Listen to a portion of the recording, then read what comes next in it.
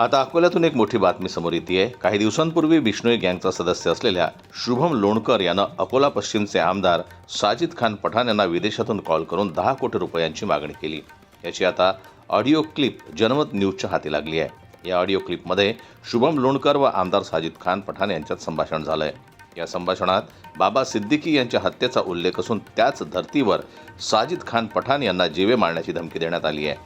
10 कोटी रुपये 2 दिवसात दिले नाही तर हत्या करू असा उल्लेख 17 फेब्रुवारी रोजी केलेल्या या फोन कॉलमध्ये करण्यात आला असून त्या फोन कॉलची रेकॉर्डिंग जनमत लाईव्ह न्यूजच्या हाती लागली आहे.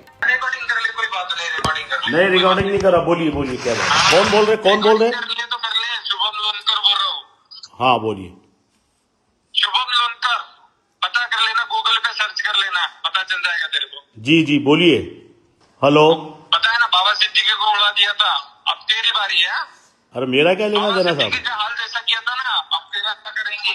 अरे मेरा क्या लेना देना साहब? आप बड़े लोग हैं, बड़े लोगों के पीछे पड़ो. मैं छोटे आदमी के पीछे क्या मेरा लेना देना तुम्हारा? छोटा आदमी तो छोटा है.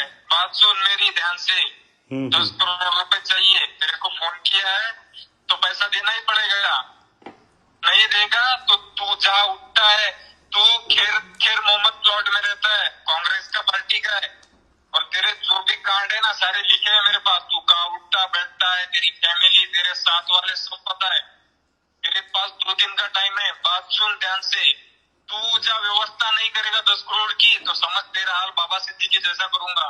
पता कर लेना मेरे बारे में. तू उसका ही फैन है ना, सब पता है मेरे को तेरे बारे में.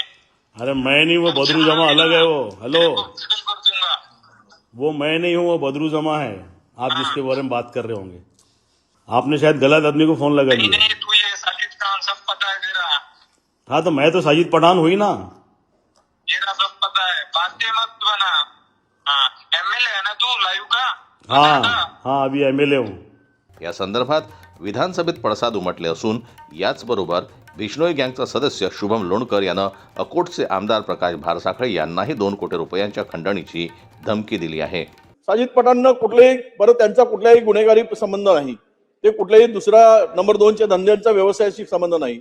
पण ही धमकी आली 10 कोटीची, ही मात्र आपण गांभीर्याने घेतली पाहिजेत आणि साजिद खान पठाण यांना झेड सुरक्षा किमान दिली पाहिजेत. कारण त्यांना ते असंही म्हणतात, तू किती तर पोलिसांना कळवशील तर किती दिवस सुरक्षित राहशील. तू 1 महिन्यानं, 2 महिन्यांनी, 6 महिन्यांनी तुला मारल्याशिवाय आम्ही सोडणार नाही.